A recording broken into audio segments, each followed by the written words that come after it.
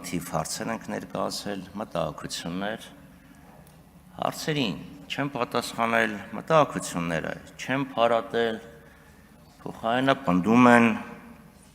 որ մեր հասարակությունը զգում է ամենօրյա բարեկեցության շոշափելի իրականությունը։ Փորձեցինք հասկանալ լավ այդ բարեկեցությունը ինչպես է գնահատվում։ Կառավարությունը պարբերաբար նշում է միջին աշխատավարձի ցուցանիշը։ Խոսել եմ, ասում եմ եւ ելի եմ ասում։ Միջին աշխատավարձը ուղերձ է հղում, թե կարծես թե 50%-ը ստանում են մի քիչ ավել, 50%-ը պակաս, բայց մեր մոտ բնակչության 3/4-ը 75%-ը ստանում է միջինից շատ ավելի ցածր աշխատավարձ։ Բնակչության մեծամասնության աշխատավարձը 100,000-ից 200,000 դրամի շրջանակներում է։ Մեծամասնությունը այդ դրական արդյունքը, որի մասին խոսեց պարոն նախարարը, չի զգում։ Բարեկեցության շոշափելի իրականությունը չեն զգում նաև մեր անհուսալի վարկառուները։ 330,000 մարդ ունի անհուսալի վարկ, սպառողական վարկ, իդեպ նրանց մեծամասնությունը, բացարձակ մեծամասնությունը։ Մինչև 150,000 դրամի վարկեր են, այսինքն մինչև 250 ներողություն եմ խնդրում, այսինքն մարդկանց մեծամասնությունը չի կարողանում վճարի 200,000 դրամի կարգի վարկը, բանկերից է փախնում, ոստիկաններից է փախնում, ԴՀԿ-ից է փախնում, բայց չի կարողանում վճարի եւ ծանոթ մեկին էլ չունի, որ դիմի այդ 200,000-ը տա բրծնի։ Կառավարությունը իհարկե դա փորձում է շտկել, բայց չի խոստովանում, որ այդ անհուսալի վարկերի դեմ պայքարի իրենց ծրագիրը ձախողվել է։ Մենք 300,000-ից 330,000-ից ավել շահառուներից 5-6,000 հոգի մարդն է ընդհանրապես դիմել։ Լավ, ես ասենք թե Եվրանեստի նիստին էի, դրա համար չէի մասնակցել հանձնաժողովի այդ նիստին, բայց նախարարը ինչ չի մասնակցում, հետաքրքիր է։ Մյուս հարցը, որը ես տվել էի, մեծարգոտ Իգնայքև պարոնակ, սիրելի հայրենակիցներ, վերաբերվում էր արտաքին ներողություն, պետական պարտքին։ Պետական պարտք, որը 6 տրիլիոնից ավել է։ Պետական պարտք, որը 17-18 միլիարդ դոլարի կարգի է։ Փորձել եմ հասկանալ, տնտեսական աճը ինչքանով է պայմանավորված այդ արտաքին պարտքով։ Կարծես թե տրամաբանական հարց է։ Տրամաբանական հարց է, վերջ-վերջո պարտք ես վերցնում, ինչ-որ բարեկեցություն ես ապահովում, պարտք չվերցնես, ինչքան կլինի քո բարեկեցությունը։ 26 թվականին ամեն աշխատած 3 դրամից մի դրամը այս իշխանությունները դուրս են տալու, պարտք են տալու։ Մի մասը մայրգումարի սպասարկում, մի մասը տոկոսի, 600-ից մի քիչ ավել մայրգումար, 400-ից մի քիչ ավել տոկոս։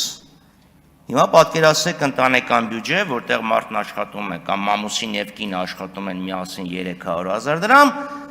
ամսվա վերջին 100,000-ը պարտք են փակում։ Լավ, բա բնական հարց չի առաջանում, եթե այդ պարտքը չվերցնեի եւ չփակեի։ Իմ փողը 200,000-ից ավել կլիներ, թե ավել չէր լինի։ Կարծում եմ բնական տրամաբանական հարց է։ Մեր բյուջեն այդ փողը, որ դուրս է տալիս, առանց պարտքի, եթե գնային, կամ պարտքի տոկոսը ինչ-որ տրամաբանության մեջ պահեինք, ինչքան կլիներ, հնան ինչքան կլիներ։ Ես այդ հարցը տվեցի, պատասխաններ դե հո դոկտոր, պրոֆեսոր կամ դոկտոր չէինք վարձի այդ հարցը լուծելու համար։ Դոկտոր մի վարձեք, բայց ես ֆրակցիային հատկացված ժամանակում մի խնդիր կարդամ, որը հանձնարարում եմ իմ առաջի կուրսի ուսանողներին, մագիստրատուրայի։ Դուք ունեք անշարժ գույք առանձնատուն, որի շուկայական արժեքը 250,000 է։ Առանձնատունը դուք անշարժ գույքի գործակալի եք վարձակալության տալիս, ով դերթին Airbnb-ի միջոցով վարձակալության է տալիս Հայաստան այցելողներին։ Անկախ նրանից, թե գործակալը որքան գումար է աշխատում, տարեկան նա ձեզ վճարում է $30,000։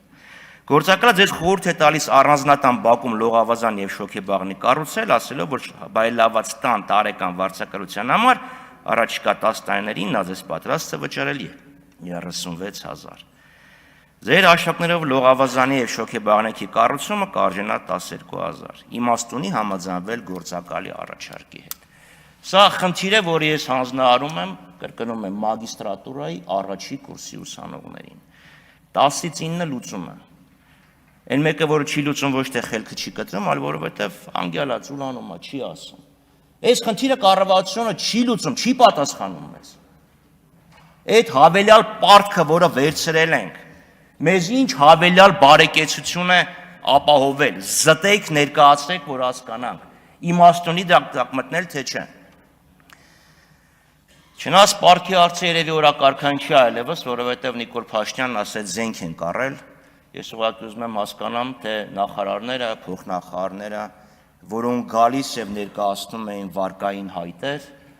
ինչ երեսով էին գալիս, կանգնում այստեղ եւ ասում վարկ ենք վերցնում, որ ճանապարհ կառուցենք, դպրոց կառուցենք, ֆինանսական շուկաները բարելավենք։ Դա ձեր մեջ խնդրում եմ քննարկեք, վերջը, ինչի համար է այդ վարկը վերցվել։ Առողջություն։ Մյուս խնդիրը, սիրելի հայրենակիցներ, մեր տնտեսական աճն է, մեր տնտեսությունը։ Ուրեմն մեր տնտեսությունը մի շղթա է տնտեսական գործունեությունների, որոնք ապահովում են ճակերտավոր աճը։ Շինարարություն, անշարժ գույքի հետ գործարքներ, ֆինանսական շուկաներ։ Ֆինանսական ծառայությունների զգալի մասը սպառողական վարկերից հետո հիպոթեկն է, այսինքն մարդիկ հիպոթեք են վերցնում, տուն են առնում, դա բերում է շինարարության աճի եւ այսինքն պահանջարկը բերում է շինարարության աճի, նաեւ անշարժ գույքի գործարքներ։ Եթե այդ շղթային մի օղակ կտրվի, մենք ունենալու ենք շատ լուրջ խնդիրներ, սիստեմիկ ռիսկ են ներմուծել։ Կադաստրի կոմիտեն ի պատիվ իրեն շատ լավ վերլուծություններ է տալիս անշարժ գույքի շուկայի։ Մի հատ նայեք, տենդենսը նայեք եւ վաղ արձագանքման նշանները կտեսնեք։ Մյուս հարցը, սիրելի հայրենակիցներ, մեզ ամենամեծ ճյուղը իհարկե առևտուրն է, այսինքն բարձր տնտեսական, բարձր տեխնոլոգիաներ, բարձր առաջավոր նորարարական տնտեսություն խոստացող կառավարությունը հույսը դրել է առևտրի վրա,